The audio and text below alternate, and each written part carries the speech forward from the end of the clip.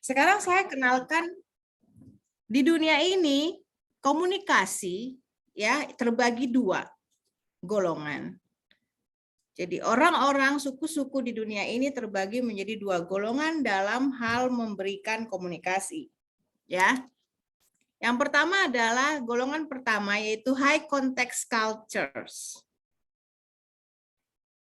Individu dengan high context cultures atau etnis yang mengikuti high context cultures itu biasanya menggunakan nggak banyak-banyak kata.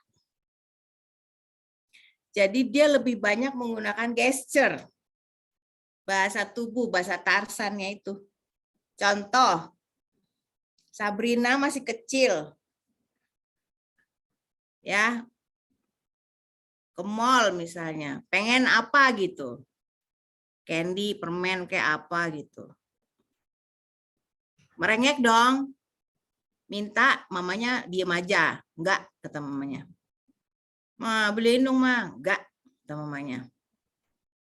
Terus biasa kan keluar tempernya ya kan supaya dibeliin ya kan, ngerengek lah apalah. Terus apa yang dilakukan mamanya?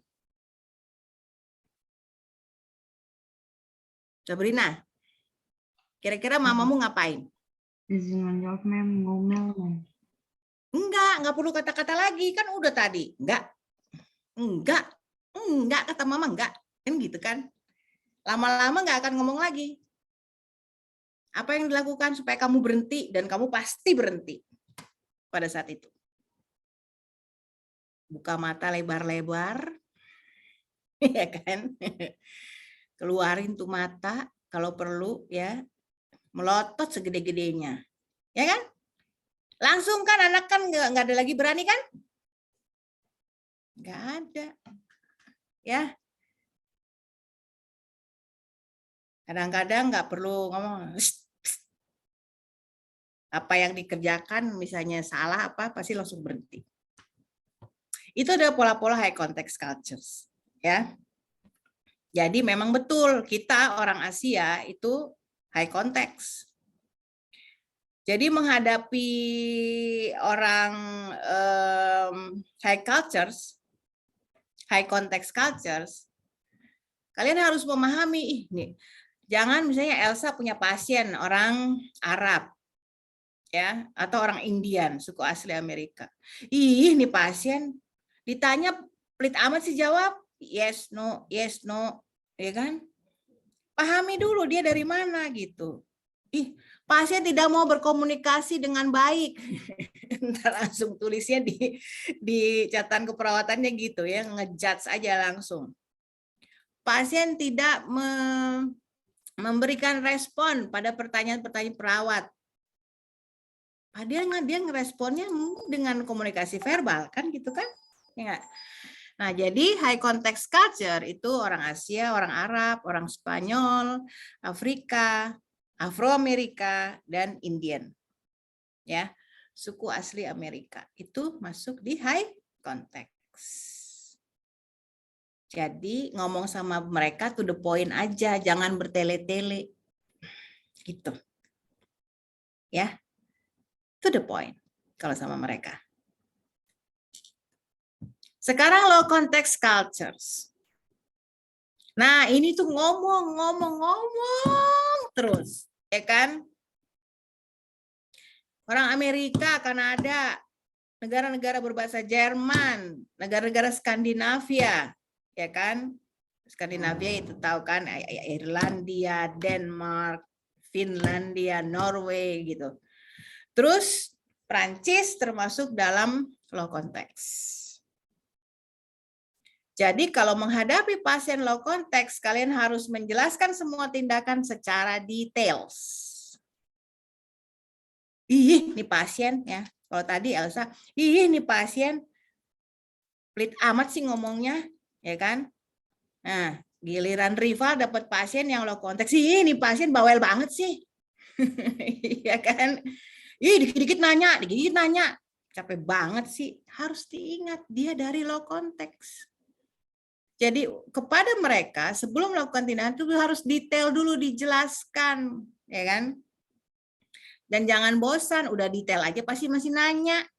ya, gitu. Jadi seringkali gap komunikasi karena perawatnya tidak mengerti ini masuknya di konteks yang mana, gitu. Ya, ini dibaca aja ini. Nah, jadi ternyata bahasa itu nggak hanya sebagai dasar komunikasi ya, tapi juga dia itu sangat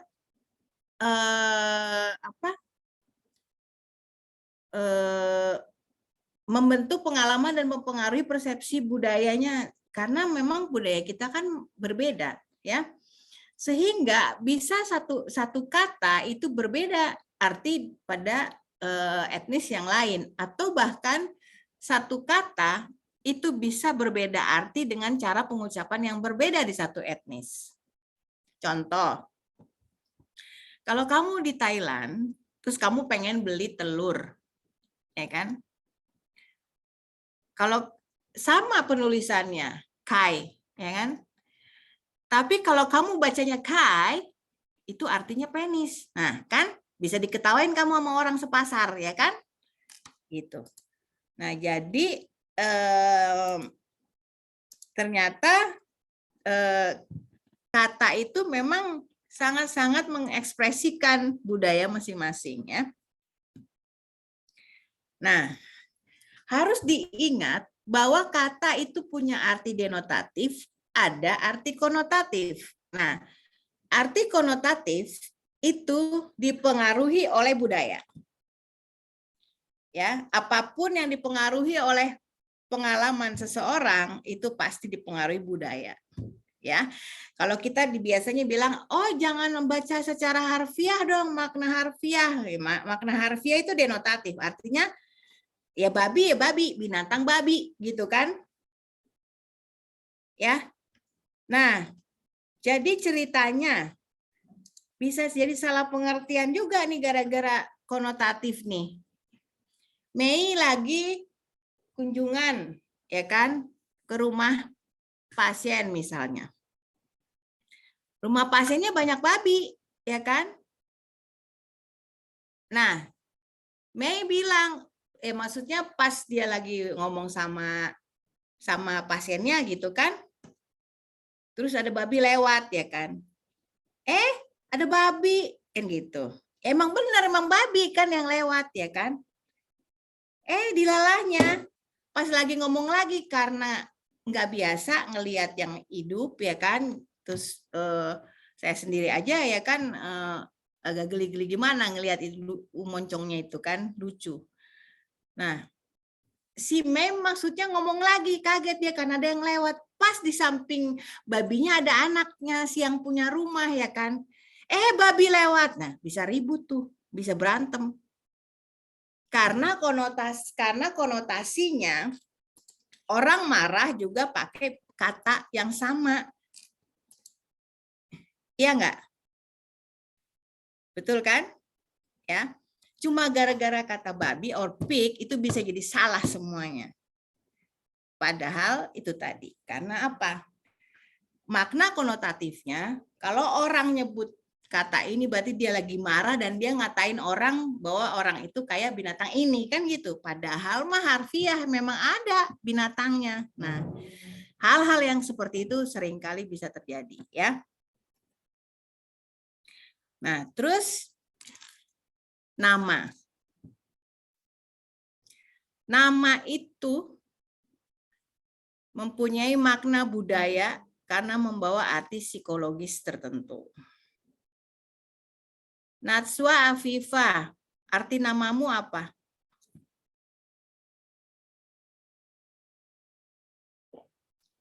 Natswa Afifa, arti namamu apa?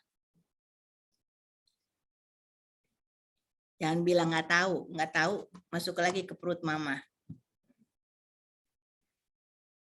Apa artinya? Izin menjawab, Bu. Ya. Bisikan hati atau bisikan kalbu? Apa nak? Bisikan hati atau bisikan kalbu? Oh, bisikan kalbu. Tuh kan, cakep kan artinya? Rizka Permata, artinya apa nak? diharap anak jadi pembawa rizki untuk keluarga. Tuh, kan? Cakep-cakep. Makanya orang akan marah kalau kita salah nyebut nama. Bener nggak sih? Ya nggak? Kamu akan merasa tidak dihargai kalau namamu dipanggilnya salah. Ya karena itu. Tidak hanya sekedar identity, tapi makna psikologisnya juga ada dari nama itu. Atau nama kamu dirubah-rubah sama orang, ya kan? Sabrina misalnya. Bibin, Bibin, Bibin, gitu. Enak aja lu nama gue Sabrina, ya kan? Enggak, Bibin aja, Bibin lucu, Bibin enak aja, ya bikin bubur merah putih dulu. Nah, kalau bertemu dengan orang Asia, ya kan, di luar kita, mereka senengnya itu gelarnya yang dipanggil. Jadi jangan namanya yang dipanggil. Jadi kalau dokter, dokter. Perawat Najwa, gitu. Ya. Terus guru Sabrina, misalnya gitu. Mereka lebih senang lagi kalau dipanggil dengan gelar. Jadi perhatikan ya, terutama nih orang Jepang dan orang Thailand. Jadi kalau waktu saya kuliah itu dosen di sana, kalau di Malaysia cikgu gitu ya. Cikgu, kalau di Malaysia itu acan. Ya, jadi semua dosen saya kita harus panggilnya acan.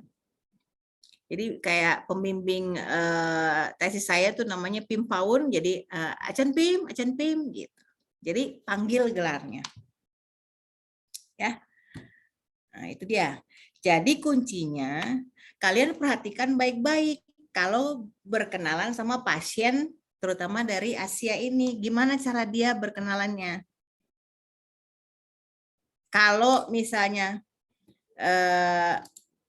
dia pada saat pertama dengan kalian, ya kan, bertemu, oh iya Ses, nama saya Bu Tarisa, panggil aja Bu Ica. Oh iya, berarti dia mau dipanggil namanya langsung. Oh, ya Ses, saya Cek Gunida. Oh ya, berarti dia maunya dipanggilnya Cek Gunida, gitu ya. Jadi perhatikan saat mereka memperkenalkan namanya ya. Oke. Nah, komunikasi nonverbal nih. Nah, ini dia nih. Ya. Bentar ya, saya jawab telepon dulu ya dari luar, bentar ya.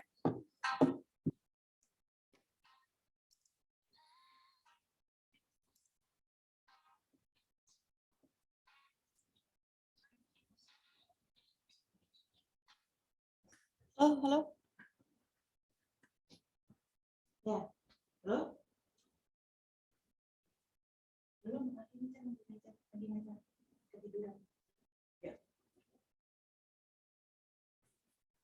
oke.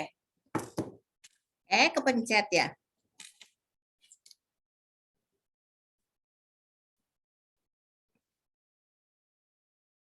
Nah, ya, jadi I'm back ya. Jadi komunikasi nonverbal. Nah, ini yang harus kalian perhatikan juga karena kalau di kita di keperawatan diajarkan ada hal-hal yang ternyata pada saat diberlakukannya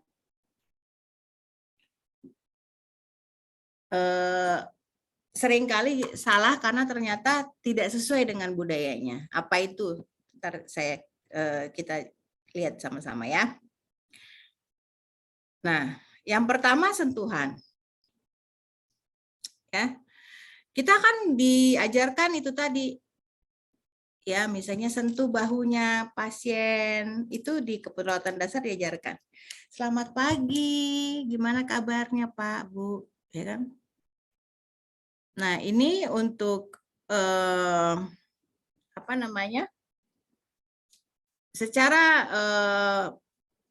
mayoritas kalau di area publik antara berbeda jenis kelamin untuk yang Muslim dan Yahudi Ortodoks itu nggak boleh. Ya, jadi dia dianggap tidak sopan ya. Jadi harus perhatikan juga baik-baik ya. Nah, untuk orang Meksiko dan orang Indian disentuh senang mereka karena menyembuhkan katanya. Ya. Giliran Vietnam stres pasiennya, kamu pegang bahunya dilepas tangannya. Ya, karena dianggap kalian melepaskan soul dan ada roh jahatnya dari tubuh kalian pindah ke pasiennya. Ih, sampai segitunya. Emang iya ya, namanya juga budaya ya kan? Namanya juga kepercayaan ya kan? Yang nggak boleh di ini. Yang kok gitu ya? Ya emang begitu gitu. Ya, jadi kalau ke orang Meksiko, kalau ke orang Indian ya kalian touching is okay. Tapi kalau orang Vietnam ntar dia stres. Ya. Terus kalau orang Amerika berjabat tangan pasti kenceng banget. Oh ya, ya, kenceng gitu. Kalau orang Asia jabat tangannya pelan, ya kan? Kalau orang Amerika Latin nggak mau jabatan tangan. Kok gitu ya? Iya. Karena kalau jabatan tangan, menurut mereka itu kalian memberi space, memberi jarak. Gitu. Jadi orang Amerika Latin seringnya apa? Suka nonton telenovela nggak? Kalian mau nontonnya drakor aja ya. Ya. Nah, jadi itu dia memberi jarak dan impersonal. Jadi biasanya orang Amerika Latin itu langsung meluk. Cipika-cipiki. Ya. Itu dia. Nah, lain lagi kan. Nah, ini yang harus selalu kalian ingat tentang jarak personal. Karena gara-gara jarak personal bisa menjadi hal. Sebenarnya ingin memberikan prosedur, tetapi karena tidak ada bahasa kontrak ya kan. Bu, saya mau suntik dulu ya, yang nyuntik bruder. Ya. Yang nyuntik cowok. Misalnya rival mau nyuntik, nggak bilang permisi dulu. Menggunakan intimate zone. Ya. Ntar dibilang pelecehan. Kan jadi salah lagi ya kan. Nah, jadi dilihat baik-baik ya. Dan kalian juga bisa mengukur diri. Kalau tidak dengan pasien, kalau ada orang lain membuat yang kalian tidak terlalu kenal tetapi membuat intimate zone, hati-hati, berarti dia melanggar jarak personal kalian. Ingat, ya. Jadi saya udah tuliskan baik dalam inci, baik dalam sentimeter. Jadi dipelajari. Kapan pakai intimate zone, kapan pakai personal zone, saya kasih contoh itu. Ya. Sosial atau casual zone itu wawancara yang berhadapan face to face atau ngobrol sama teman face to face. Kalau public zone misalnya saya ngajar, kalau kita ketemu di kelas nanti mudah-mudahan secepatnya, amin ya. Nah itu kita pakai public zone. Ya. Jadi kalau nanti ada yang tidak ada kaitannya, misal bukan pasien kalian, tiba-tiba dia melanggar intimate zone, hati-hati ya, itu dia. Jadi kalian juga jangan sampai melanggar jarak personal ini karena akan sangat itu berpengaruh. Ntar ada dibilang malpraktek lah, dibilang pelecehan lah, ya apalagi kalau pasiennya berbeda jenis kelamin, ya, gitu ya. Oke. Nah, kalau orang Hispanik yang berbahasa Spanyol ya dan Asia itu senangnya berdiri samping-sampingan. Perhatiin deh. Karena kalian kalau duduk kan pasti sebelah-sebelahan sambil ngobrol, ya kan? Kurang depan-depanan. Nah, kalau orang Eropa, terutama Anglo tuh yang berbahasa negara yang terutama Commonwealth ya, yang bekas jajahan Inggris, itu mereka senangnya depan-depanan, gitu, ya. Kalau kita lebih seneng samping-sampingan, lu mah gitu, samping-sampingan jarang depan-depanan kan gitu kan, kalau kalian ngobrol ya. Nah, kemudian gestures. Nah, ini nih paling sering nih. Ya kan? Paling sering nih yang suka jadi membuat jadi salah pengertian ya. Niken dapat pasien India. Ya kan? Pak, gimana tidurnya semalam? Enak nggak? Geleng-geleng. Tapi dia senyum. Gimana sih si Bapak? Pak, tadi makannya habis nggak? Geleng-geleng, tapi dia senyum. Gimana sih si Bapak? Bingung deh. Ya. Terus Galuh datang lagi. Pak, tadi kan saya skin test. Sakit nggak Pak? Geleng-geleng, ya kan? Ini gimana sih si Bapak, ya kan? Geleng-geleng, tanya ini geleng-geleng, tanya gitu geleng-geleng. Ingat, kamu nonton aja film India, ya kan? Buat dia, iya atau tidak, itu geleng-geleng juga. Cuma bedanya, kalau iya, dia pasti dengan senyum, ya kan?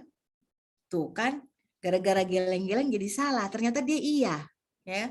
Karena kita terbiasa di budaya kita, kalau iya ngangguk, ya nggak? Sama orang Jepang, apa-apa haik. Pak, sakit nggak? Haik. Pak, habis makannya haik. Gimana sih ya kan? Nah, giliran si Vina nih, ya kan, sama Kori dapat pasien Jepang lebih bingung juga, ya kan? Gimana sih Kor? Gue tanya dia ngangguk, haik ngangguk. Ya gue nggak ngerti tuh, dia sakit enggak? Dia ngeluh sakit perut apa enggak? Ditanya haik ngangguk, gimana sih? Ya kan? Ya, jadi gara-gara geleng-geleng sama ngangguk-ngangguk bisa jadi salah, ya kan? Nah, terus nunjuk.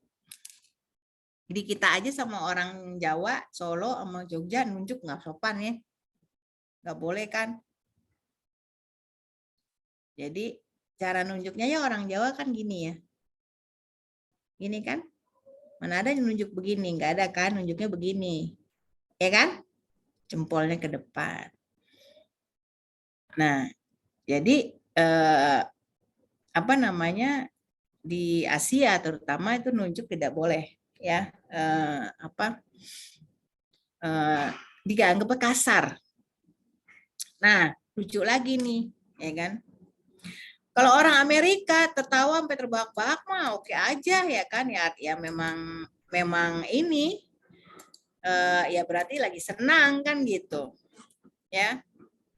Giliran Marsyanda dapat pasien orang Korea ya kan. Dia cengar-cengir. Ya kita kan gitu ya. Selamat pagi, Pak. Gimana gitu. Terus tiba-tiba pasiennya mandangnya gitu. Kayak ngenyek gitu. Dia ngomong lah, ya kan Mas Hendra ngomong sama Ardina, Dindin, masa gue tadi negur bapak itu tuh yang Korea itu senyum, terus dia kayak ngenyek gue gitu. Kenapa begitu coba? Karena kalau di orang Korea kita sering tertawa lebar atau sering senyum-senyum itu dianggapnya bodoh banget. Menunjukkan ketidakpintaran. Nah, coba lihat deh, film Korea kan orangnya lurus-lurus aja, mana ada sih dia ketawa ngakak, nggak ada kan? Ya nggak? Karena senyum sama tertawa lebar itu menunjukkan ketidakpintaran. Ya ampun, sampai segitunya, Mem. Iya. Ya itu yang kita pelajari di cross cultural ya, communication. Besok-besok ketemu pasien Korea biasa aja, jangan senyum-senyum banyak, ya. Kayak kalian nonton film Korea aja kan, biasa aja mereka kan nggak pernah ketawa lebar, ya. Oke.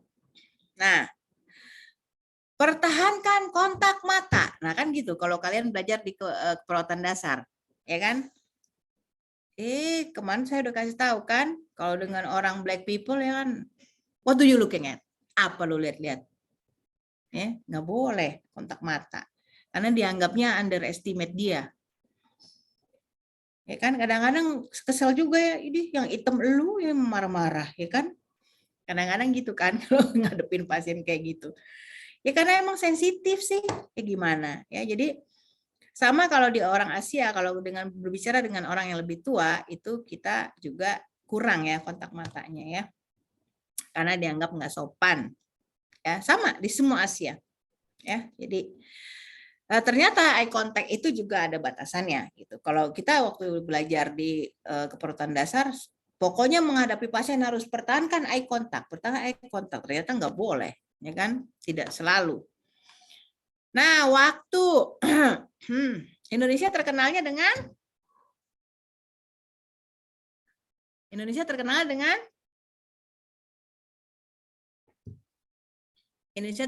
apa? Ngaku.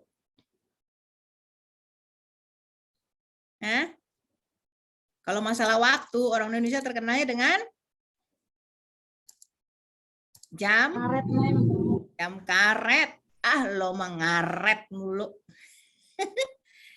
Ada lagi yang lebih parah, jangan salah. Orang Afro-Amerika sama Meksiko-Amerika. Aduh ya, kalau bikin janji sama mereka ya nanti kalau kalian jadi punya pasien, kalau kalian kerja di poli, itu kalian kan akan ngurusin pendaftaran pasien, ya hubungi pasien untuk kontrol lagi ya. Jadi jangan bosen, ya. Ruth, nanti kalau dapat pasien Afro-Amerika sama Meksiko-Amerika tuh selalu ingetin ya. Mendingan gini, dia jadwal kontrol jam 9, bilangnya jam 8. Karena dibilang jam 9, nanti dia datang jam 10. Ya. Atau kalau nggak diingatkan bilangnya, Sus kok nggak ingetin saya? Ya ampun Pak, minggu lalu saya telepon 3 kali Pak, kurang. Ya, jadi jangan bosen kalau dapat pasien ini, kalau bikin janji. Ya, lebih ngaret dari kita ternyata.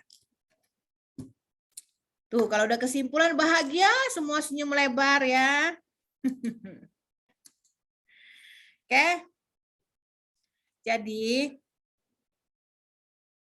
kalau kita memberikan asuhan keperawatan yang optimal, ya, ingat bahwa pola-pola komunikasi orang itu berbeda dan itu bisa sangat-sangat mempengaruhi asuhan keperawatan yang kita berikan.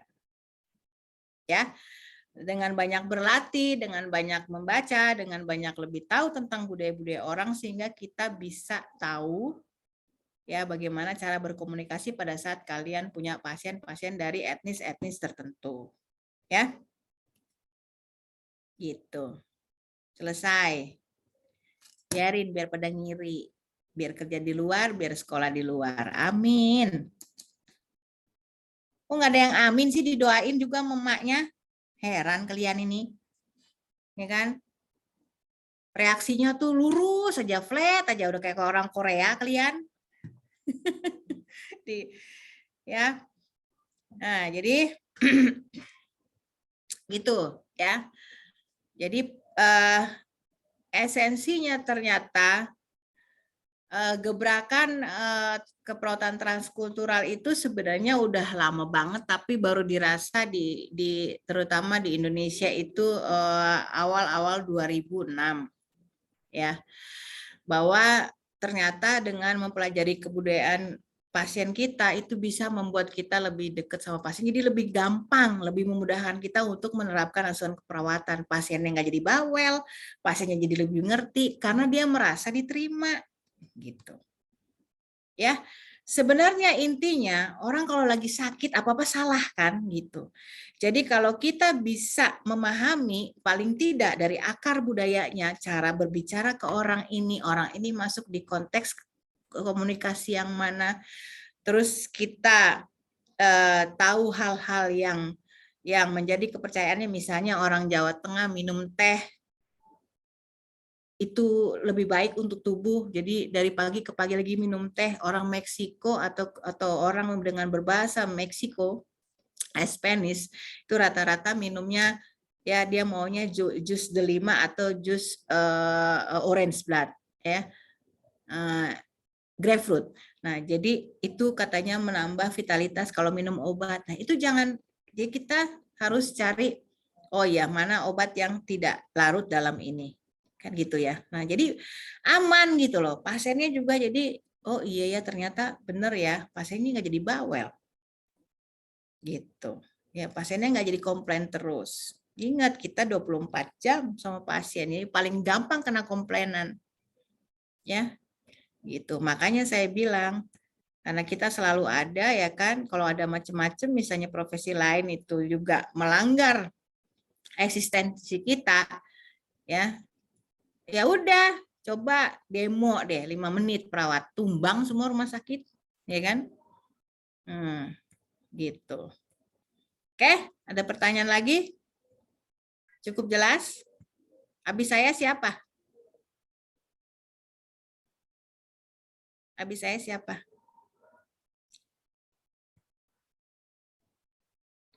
Hah? Izin menjawab, Mem, harusnya Pancasila tapi kosong. Jadi nanti lanjut lagi jam 1 atau izin. Oke, ya udah kalian kerjakan tugas-tugas PR-PR yang belum selesai aja ya. Jadi gunakan waktu dengan baik ya. Kalau belum selesai, oke. Memnya lagi global meeting tentang perawat, pendidikan berkelanjutan perawat ya. Jadi tahun ini global meetingnya Asia Afrika ya, terus presidennya orang Thailand, jadi banyak Thailand. Jadi begitu saya ngomong Thailand kemarin bingung mereka. Ih, katanya kok lancar banget katanya gitu. Dia nggak tahu saya lulus dari mana, diem-diem aja enggak. Ya itulah ya. Jadi saya harap kalian bahasa Inggrisnya diperlancar ya, karena terbuka lebar ya. Beasiswa untuk perawat tuh banyak banget, tapi nggak ada yang ngambil karena nggak ada Inggrisnya yang nggak bagus, ya kan? Sayang ya. Nah ini jadi sponsor acara ini adalah JICA. JICA itu agensi yang dari Jepang yang memang membantu negara-negara yang ingin maju ya. Jadi mereka memberikan bantuan-bantuan. Kalau di kita itu banyak banget ya bantuan JICA. Jadi sebagian besar alat lab terutama di jurusan keperawatan itu khususnya untuk lansia ya itu dari JICA ya. Jadi gitu. Nah, memnya lagi jadi country representative ya. Jadi dari kemarin temennya nanya, Mem kuliah besok, memnya lagi ngomong nggak konsen ya, sorry. Oke deh, kalau saya bisa kalian pasti bisa ya, semangat dong.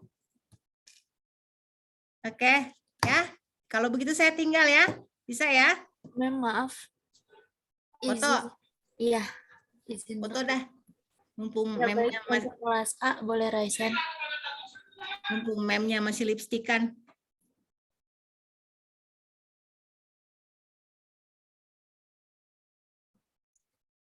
Ya baik, untuk slide pertama. Pak Aswa juga alisnya jadi biru. Aduh, ini memang ya. Untuk slide kedua. Untuk Sania, apakah bisa raise hand? Ya baik, Mem, udah. Selanjutnya kepada Rival, dipersilakan. Rival, mana kamu nak? Masih pakai jambul katulistiwa nggak? Oh masih. Nasrul udah rambut baru. Dimas mana Dimas? Ronaldo